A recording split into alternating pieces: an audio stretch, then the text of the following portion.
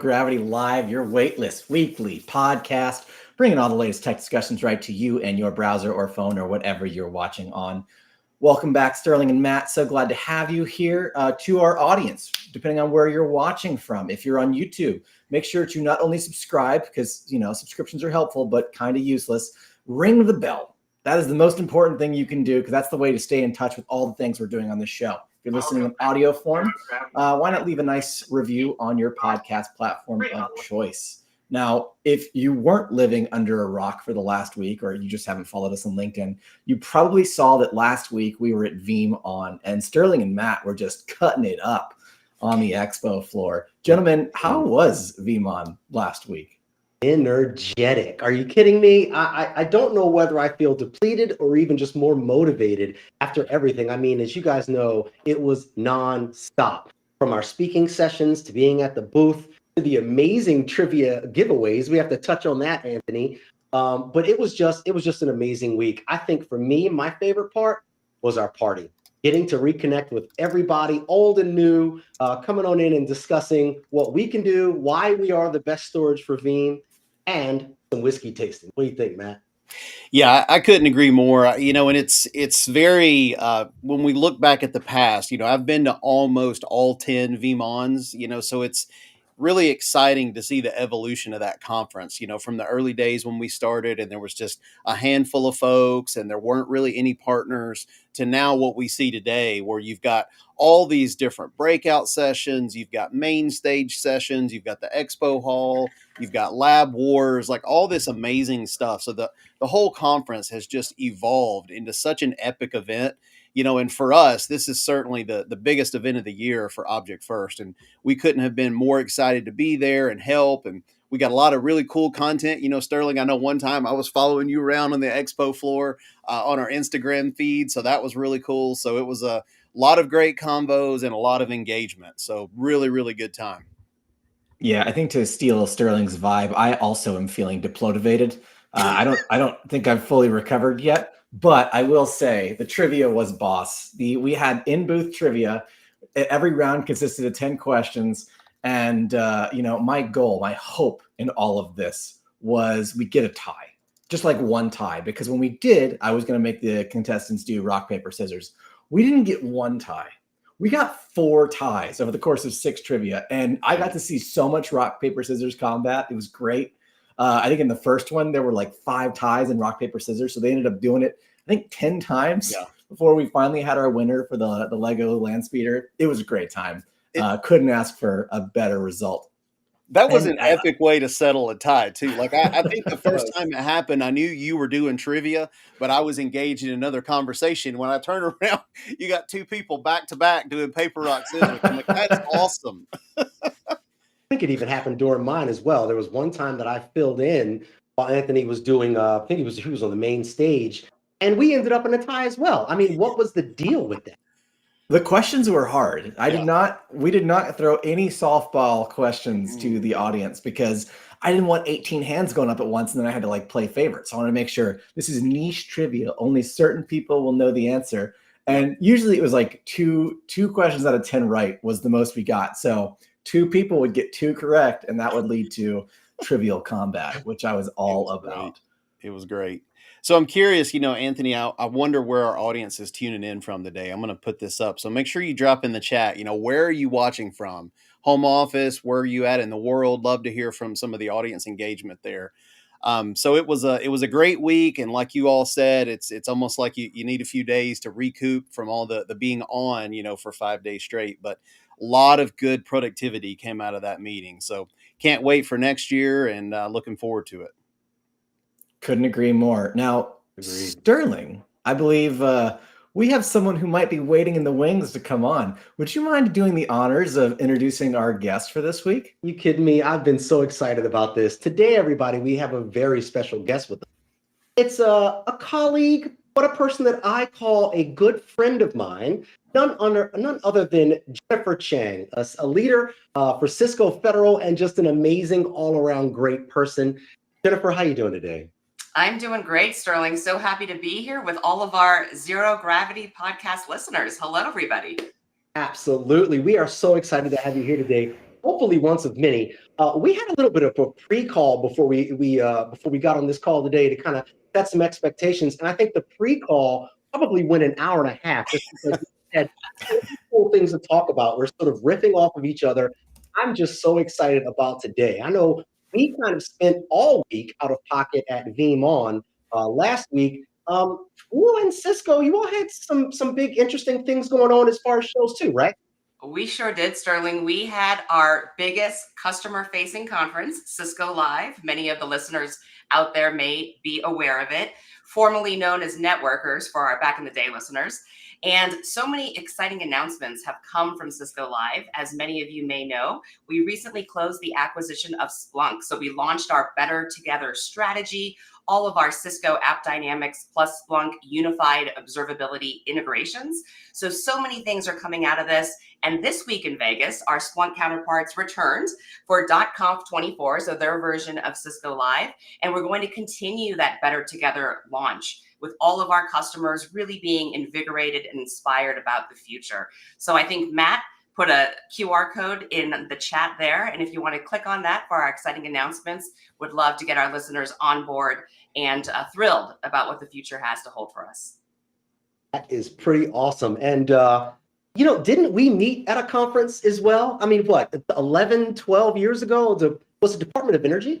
It was, Sterling, and I don't want to age us, but it was back in 2011, believe it or not. Isn't that crazy? Okay. The Department of Energy National Lab IT Summit. I remember Sterling was in the booth, and I came by and let him know that I knew his brother. His brother and I were actually teamed as account manager and systems engineer, and that was back when I started at Cisco back in 2011. Ruth, oh my gosh. And first of all, no, please don't age us. I'm just going to stop at 10 years, and we're done. Yeah. But if you want to age us real quick before we move on, the whole viral culture has sort of taken on its own. But back then, it was sort of little to nothing. And this little viral motion had come about back then where it was called the Cinnamon Challenge. Do any of you remember that? It was when I think, keep me honest here, I think you were supposed to try to eat a whole cinnamon spoon without choking or something like that. Yes. Remember this? A whole remember that, Matt? I remember. Yes, and gosh, Sterling, great memory. I totally forgot about that. But tablespoon of cinnamon, and you're supposed to, eat the whole thing without choking, without spitting it out. And we ended up getting a crew together at one of the inlet summits and challenged each other to do it. I think you were a part of it, right? We have video somewhere. I will neither confirm nor deny such things. All I can say is this was viral before viral, for sure. It was. We need to resurface that video. I'm definitely not going to say that I was in college when y'all were doing this, because that would certainly age me. But I do remember the cinnamon challenge under different circumstances. Now, Jennifer, we play a game on this show, and well, it's not really a game. It's more of just an on-the-fly thing we force our guests and ourselves to do, called What's in Your Office? And I can't help but notice you got some pretty cool stuff behind you. So which of those things would you say is the coolest and why? Yeah, so for me, I would say my most prized possession is this Barbarian helmet. That was actually one of the first large awards that I had received at Cisco a couple years into being an account manager. So the Barbarian Award was a very complex competition. It had to be a competitive takeout. You first had to be nominated at your area level, and then chosen as the winner from there. And then it goes to the theater level, then it goes to the worldwide level. So there were actually 6 worldwide winners. But what was interesting is you only had 4 votes, and you had to vote for each of those worldwide theaters. So even if you had all the Americas voting for your win, you needed to have Asia Pac also vote and EMEA as well. So this was sort of like a survivor type contest. And our team took that helmet home. So I display it proudly, and I love telling the story. I have to say, that is the single coolest trophy that I think I've ever seen on anybody's shelf. So you win that for me for sure. Oh, like 1,000%. I really think they should bring it back. That's epic. I'm just thinking, like, we need to up our awards game at Object First. We need to have like some kind of Norse Thor helmet or a hammer or something we give to our gods. That's fantastic. I love it. Thanks, Indeed. Anthony. I love it too. And I love the Thor hammer idea. So you guys should definitely patent that one. We're going to steal that. Yeah. love Okay. that. No one who's watching steal that. That's ours now. We call dibs. We're taking it. That would be awesome. Well, that's super cool. Thanks for sharing that, Jennifer. And as we get into the topics this week, I'm sure you're going to have a lot to say. Now, Matt, Yeah. I already know what you're going to bring up. So why don't you tell us what's on the docket for us to talk about All this right. week? Well, I want to save most of the time for the topics that we chatted about on our hour-long plus pre-call, because Jennifer's got some doozies, and I can't wait to dive into some of these. But Indeed. in the meantime, let me throw up the screen sharing that I've got. And my big takeaway was, for those of you who have seen any episodes of this show, you guys know that Anthony and I are both Apple fans. Well, Apple had, their big keynote yesterday where they talked about a ton of new software updates. I found this one tweet by this I guess, are they Twitter users, X users? They did a really Zoozers. good TLDR of this. Like, if you didn't watch the whole keynote, and a couple things. So they've came out with essentially a Venmo competitor in their wallet app now, where you can wirelessly touch two iPhones together and transfer money without needing any info. Sometimes on Venmo, you got to get the last four of a user's cell phone number to do verification. I thought that was interesting. This other quick clip is with the AirPods now, you can do head gestures to basically either choose to answer or not answer calls. Like, it shows this cat in an elevator and he gets a call. You can't hear it, but it says incoming call from Grammy. Do you want to answer? And he's like, so it doesn't take the call. I was like, I don't know if I'll ever use that, but it was interesting. This one I did find super cool. I don't know if you saw this, Anthony, but basically in the new software versions for iPhone and for Mac OS, you can control your iPhone from your Mac without even pulling it out of your pocket. So you don't have to unlock it. You can literally see the iPhone screen and control it, right on your Mac OS, assuming as long as it has a Wi-Fi, outside world connection. But what I thought was interesting is this particular user calls out. It's like, hey, if you lose your iPhone or it gets stolen, you can literally log on with your MacBook and disable things. I was like, that's kind of interesting, as long as it still has a connection to the outside world. So I would almost see that being more useful, let's say, than, I can pull my phone out and control it. Why do I need to control it on my Mac? But I guess there's some use cases there. This one I also thought was really cool. So I don't yet have this version of the iPhone, which makes me want to upgrade. And I actually think they started this with the generation right after mine. So I'm on the 13 Pro Max. I think starting with the 14s is they actually integrate with satellites. So if you go off the grid, if you go camping, you're on a lake or whatever the case is, where it literally just says SOS and you have no cell service, you can now send both iMessage and SMS message via the satellites. That's And I'm like, awesome. I would 100% use that. Like, that's Yeah. super cool for like when you're up in the Georgia mountains camping and all that stuff that I can personally relate to. I thought that one was really cool. And cue the 2-letter acronym, Sterling. What does Apple call AI? Oh boy.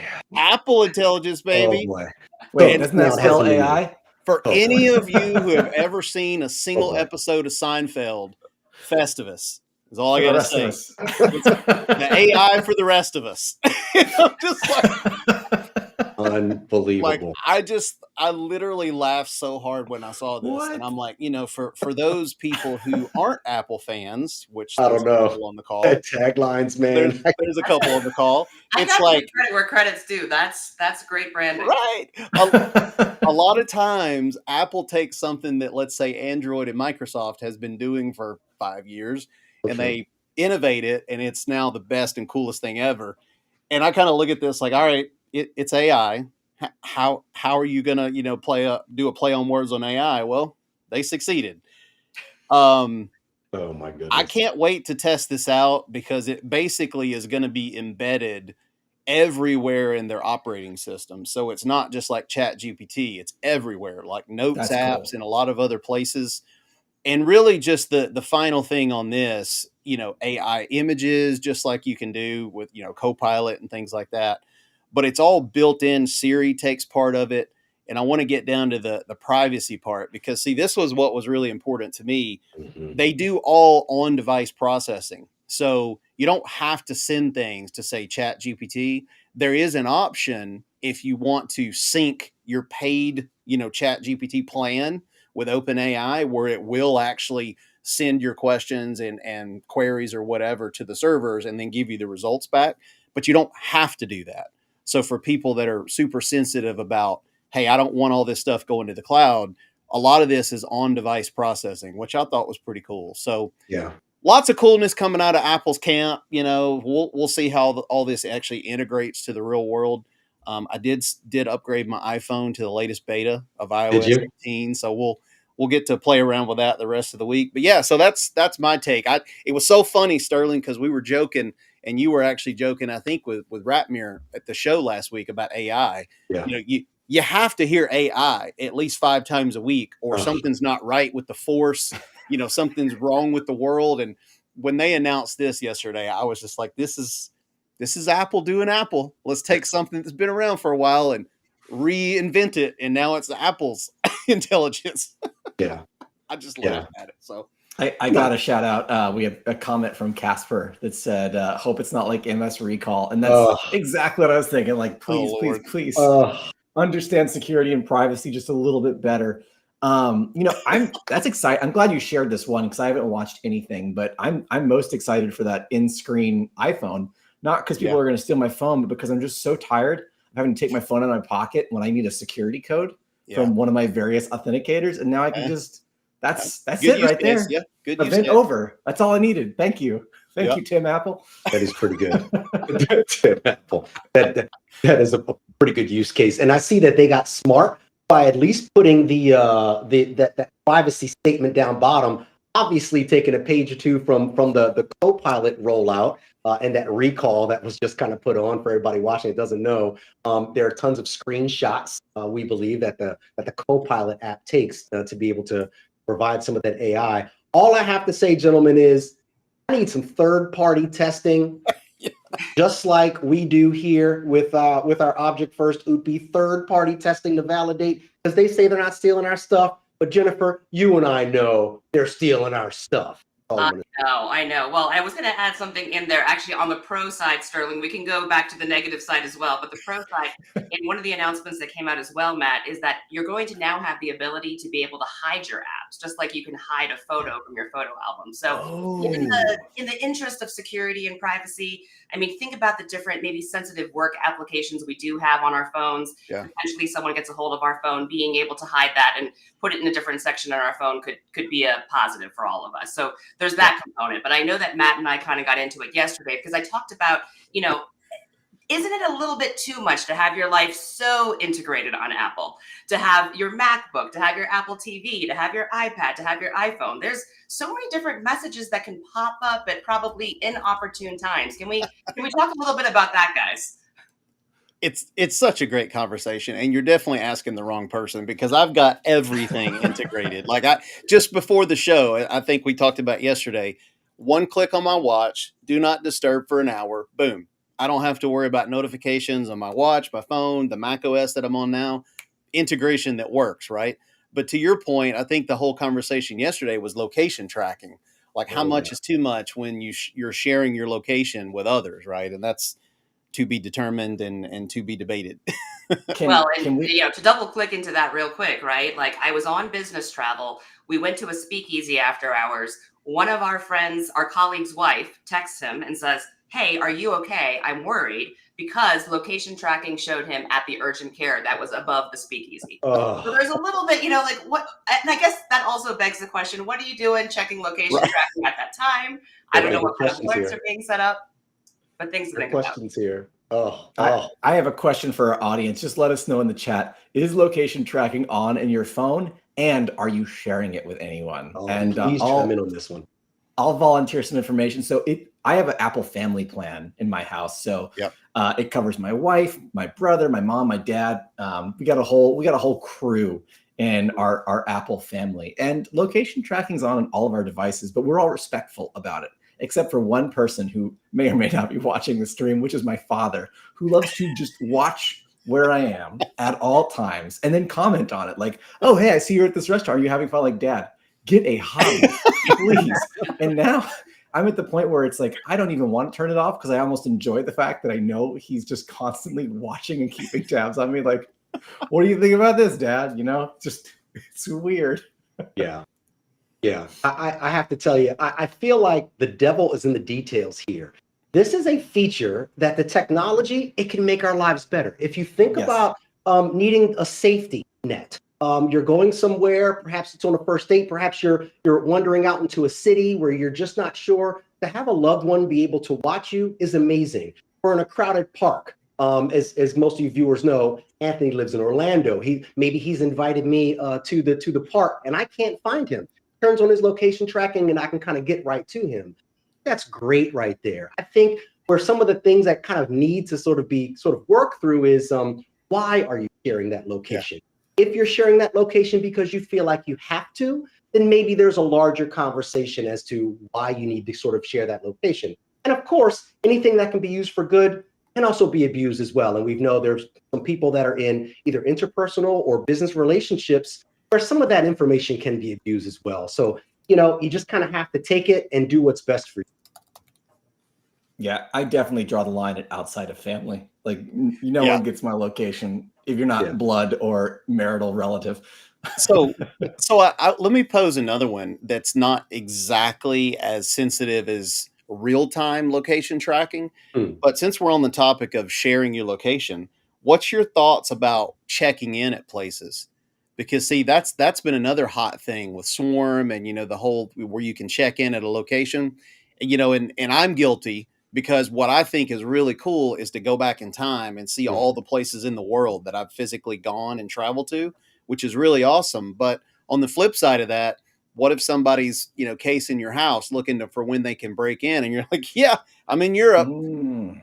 free for all right now. I mean, so it's like that's also almost like a dotted line worry when you're talking about location tracking. It doesn't have anything to do with the iPhone. Yeah, I mean, Matt, I feel pretty strongly about that. I will not check into places. Maybe I'll check in after the fact, right? Yeah. So if I'm already at home, then people know that maybe I went to that restaurant earlier in the evening. Yeah. But yeah, but if I'm traveling, that's just not going to happen. I think that there's so much that you have to be aware about, and being vigilant nowadays is critical. Yeah. I feel like I've been asleep in a cave for 20 years because I didn't know checking in was a thing until right now. Like, what is this? Now, hold on. It was a long time ago. I had to just put in the chat just now any Foursquare mayors on here. 'Cause Yeah. if anybody remembers back in the day, no, hey, this was during a time where we were just ripping and running constantly. And I was one of those people checking in every place. And that was a long time ago. Didn't realize we kind of, I don't That's remember Foursquare, Sterling. So Yeah. oh, Yeah. all right. I'm leaving the I'd chat. heard of it, but I did not know this is a whole cultural thing. Like, what is going on? But to your point, Anthony, do you see how we've gone from, hey, maybe we shouldn't share this information with strangers to, here's my information, how's it going? It's sort of how it's kind of gone, both ways. And Jennifer, I'd love your take on the federal side of the house. I mean, we're dealing with sort of the commercial and everything, and you're sort of out there. But do we see the same thing on the Fed side? Do you think they're sort of embracing this technology in the same way? Oh, I think the embracing of the technology is definitely there, but I think that there is less of the desire or habit of sharing so openly, right? We are incredibly vigilant. There are so many questions and concerns around bad actors. And a lot of that is always being discussed, right? That's paramount, that's top of mind. That's even apparent when we're sitting down with customers and having, technology solution discussions, right? Being able to sign NDAs on both Yeah. sides to make sure that we're not sharing anything, government sensitive or classified. That's Yeah, no doubt. Very important these days. So when we talk about security, so there's a lot of stuff that we always focus on that's cyber, right? That's virtual security, whether it's your location sharing and tracking and all this AI stuff. But what about physical security? I feel like Jennifer's got this epic topic that we should discuss on how to secure something that we all have. We may not know we have, at least those of us who don't drive electric cars, we all have that you might want to consider securing physically. So, Jennifer, please enlighten us. Yes. Well, this topic actually came about because we were talking about Teslas and the Tesla charging station and how there's an uptick on the stealing of the copper in these charging stations. And then that led us to the catalytic converter theft that we've seen an uptick in probably in the past 10 years. And I let the team know that I myself had invested in a cat clamp for my SUV, which is parked on the street because I live in the city. And it's served me very well. The three gentlemen on this call were not aware of this, and so we wanted to share with our listeners. A cat lamp. That looks so much more than a clamp. Completely had zero idea this was a thing. And I call myself a car guy and have been a car guy for, I don't know, 35 years now. I had no idea that this was a thing. I didn't realize catalytic converters were being stolen. And I mean, obviously now knowing that, like, it makes sense.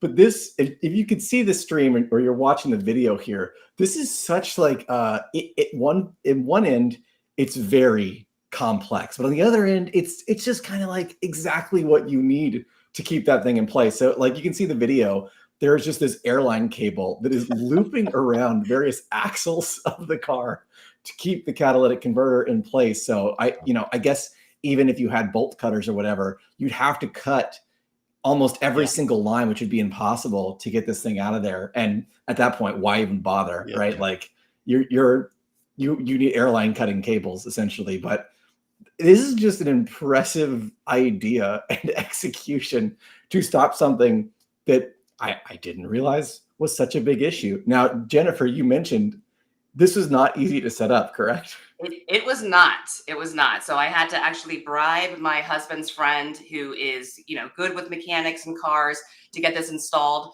You can go to your dealership. You can go to your local car guy to get it installed and pay the hourly fee. But I would say for our zero gravity listeners who have kids that are looking for summer work, figure out how to install this, get the gig work all in your neighborhood. You're going to be up and running and making money in no time. I think that this is a great way to make sure that your kids are getting paid this summer and doing good for the community.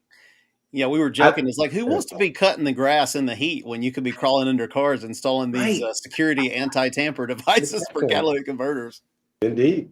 It seems like it'd be fun too. If I was a tiny child, I'd want to be, weaving all that in and out. That's like Legos on crack or something. I don't know.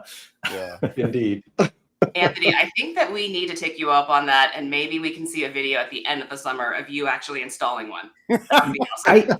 I just bought a new car. We got it for our 10-year anniversary. It's a CRV, so it's a little bit higher off the ground. I might have to invest in one of these and put it on there. Keep it. They say anyone with SUVs and trucks, right? Like being able to get under those cars is a lot easier. So I think this cat clamp has your name written all over it, Anthony. I think so. I might have to hit this website up after the stream. That's awesome. So just firsthand experience, Jennifer, do you still have your catalytic converter? I do. Proof. I still have it. Yes. The cat clamp works. It does. That works. It does. I think it's all about the deterrent, right? Like we were talking about. Like if they're just trying to get in and get out and steal something real quick, they see that mess of cables, they're like, we'll go to the next car. And that's exactly what it's for, right? I wonder if it confuses them. Like, would you want to be a fly on the wall or a fly under the car, just to see what their reaction is? Yeah. What is this? I mean, it almost looks like an explosive device, like from the movies with all the wires going out. I was like, should I touch it? Should I cut that wire? I don't think I should. Yeah. I mean, this is a great example of security. I love that you brought this up, Jennifer. Physical security. Thank you for letting me share the love and joy of the cat clamp. It reminds me of the club, right? You used to have on the steering wheel. Mm-hmm. That's exactly what this reminds me of. It's just a deterrent. And if you do park outside, this is a thing. And I mean, criminals will hit up car dealerships and they'll go through and steal a bunch of these. And, it's very expensive. Like for those that don't know, this isn't $100 part, right? If somebody steals it, you're probably going to be out $1,000 plus to replace this type of thing. So, and you got to tow your car too, like it's a whole ordeal. Yep. Yeah, that's a good share. Now, it's been a very security oriented episode without us really focusing too much on security. So I wanted to close us out with one final topic. I saw this yesterday and thought, We need to talk about this. This comes from Dark Reading. Cybersecurity job hunting may come down to certifications. And their little kind of summary is current security workers only fill 85% of the need in the US. So why are so many people still looking for positions? The data from the private-public NIST partnership, CyberSeek, offers some insight. And I've highlighted down here this little tidbit. And the most popular certification by far among practitioners is CompTIA Security Plus. 265,000 people hold that certificate. Only 69,000 job listings ask for that certification. On the other hand, 47,000 asked for Certified Information Systems Auditor, CISA, and 36,000 for Certified Information Security Manager. Among potential applicants are 35,000 and 20,000, which is not enough to meet employer demand. And I thought this was a little bit shocking and surprising. And I'm curious to hear what y'all's opinions are. Because in the past, I have a computer science degree. You just get the degree, you go get the job in computer, programming and engineering. Now it seems like if you're a security-oriented person, you have to have these certificates to get the job. And I've always been a believer in experience trumps, pieces of paper. But maybe that's changing in the world of cyber. And I'm curious to hear y'all's thoughts on this. I'll dive in first, and I just have to say, I think it's a correction. Meaning, I think they don't know where the talent is just yet. Anthony, just like you, I believe experience trumps all. Right. Above, to have someone who she has done this before, she's taken a company to X, or he's been there and built this before, that's going to trump all. This is so new, this area, that they have to begin to pick from somewhere. And I think certifications are probably the easiest common denominator. You guys. Yeah, I think from my perspective, there's a couple things. And it's almost like if you take the security topic off the table, which I understand the point is we're focused on security. But to me, this goes for all industries. You've got traditional education, right? High school, college, then you have specialties, VMware VCP, you've got Microsoft, the old school MCSEs, like all these specific certs that you have to go through and obtain for this one specialized area of technology. And this is no different to me. And then you have experience. So there's kind of like a three-pronged approach. To me, coincidentally, maybe ironically, I feel like the traditional education system is the least important. So when you hear all these requirements of you must have a college degree, I kind of scratch my head like, why? If you've been doing this for 20 years with all these certifications, I guarantee you're more qualified than somebody fresh out of college that has no experience. And a lot of these certifications, there are ways to essentially just go get them, do an exam cram, and somehow pass with no experience under your belt. Yeah. So while you may have studied, you've never put any of this into practical application. So for me, they're usually terrible. They're usually terrible. We called them paper MCSEs back in the day. Yeah. And it shows when rubber has to hit the road and they're scratching their head like, gee, I don't know what to do. And somebody with experience kind of swoops in and saves the day. So I do think experience, priority number one, certs two, traditional education three in my list. So Sterling and Matt, I think you guys both make very credible points and great points. I think the piece on the article that Anthony shared that we need to qualify in these job postings that only a certain percentage are asking for the certifications, how many of them are entry level roles? Because the NSA talks about the different qualifications for the cybersecurity entry level roles, which means bachelor's degree plus 3 years of relevant work experience, which we all talked about, experience trump certifications, or a master's degree plus 1 year of relevant experience. So I think in talking about the entry level roles, sure, we can take experience and to put those individuals into the roles. But I think as you're moving into the cybersecurity journey, career journey, and moving up the chain, those certifications do also equal credibility. So you have the experience plus the certifications. I think certainly in serving federal customers, those certifications are incredibly important, plus the experience. It's not an either or. Yeah. Well said. Yeah. Well said. And you bring up a point that I really hadn't thought about, which is, when you have to staff certain government contracts, there's certain needs that need to be met, checkboxes that need to be there. So to your point, making that, I absolutely agree there. There is kind of another component of it though, right? I love to do a lot of outreach, a lot of mentoring, a lot of talking to people. We have our very own Anthony, who actually runs his own podcast outside of this, really deals with a lot of corporate strategy and really kind of bring it up. I know that you've done a lot of mentoring as well. we have the certifications, we have the education, we have the other things, but sometimes we need people to sort of give us the push, the nudge, right? I mean, for anybody that might be watching, thinking about, here we are talking to a powerful female federal leader, from Cisco here today. What are some of the things that you think you've learned along the way that people should kind of keep in mind to keep them moving? Oh, that's a great question, Sterling, and one that I definitely chat with my mentees about. I think that a common theme in my career has been having leaders that really recognize something in myself or believed in me before I really believed in myself. So having those mentors take me under my wing, take me under their wing, help to champion and advocate for me.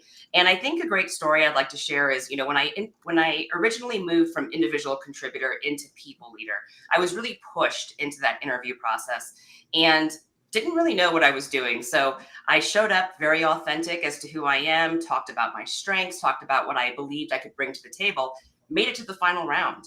And I remember the hiring manager pulling me aside and telling me what they were looking for.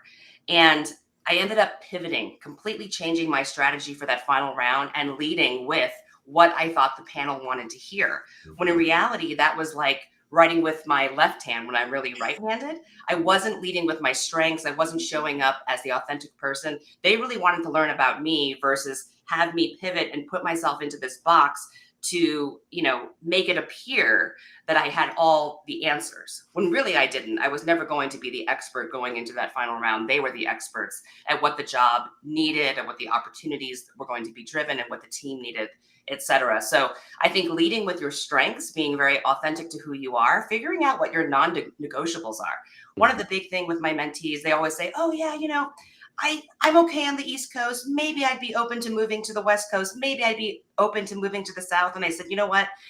The sooner you can live outside of that gray area, the better. So define those boundaries. Tell them, hey, location's a non-negotiable. That will then close the gap on the opportunities that are open to you, but at least have you be able to show up as your authentic self and give you the opportunities that are going to fall in line with your personal desires and passions as well. So those are a couple of, the lessons learned for myself throughout this. And I think as well as, again, just trying to be as authentic to who you are, not feeling like you have to dress a certain way, talk a certain way, not, be presenting a certain way. Like really show up as to who you are, lead with your strengths, show that vulnerability in the areas that you have to work on, and that's going to take you a really long way. Show up as your authentic self. That's going to be that's like the quote of the show. I'll have to make sure we get that in the notes somewhere. That's fantastic. Thank you so much, Jennifer, for sharing that with us specifically. And I know I took something away from that, so I can't imagine what our audience took away as well. Yeah. And I know we're coming up on time, but thank you again for joining us on the show and being our special guest today. You brought some awesome topics and conversations and helped teach us some things. So best guest. Thank you, Jennifer. Oh, thank you. Yes. It's been a joy. I've loved being here with you guys. We've loved having you. For our viewers, we talked about it in the beginning, but if you want to catch up on all the things we did last week at VeeamON, YouTube is the place to go. Shout outs to Matt. He's put in so much effort to edit these videos together, put a little visual flair in there and make them super enjoyable to watch. If you're curious about our launch announcement with the 192 terabyte box or anything about the last week, YouTube is the place to see it all. And Matt's the one who's made that happen. So thank you again for that. And thank you as always for watching the show and hanging out with us. Be sure to tune in every week. We're here at the same time, same channel, same place. Remember to subscribe and ring the bell if you haven't already. And as you go through the week, make sure you stay weightless, stay frictionless, and stay zero gravity.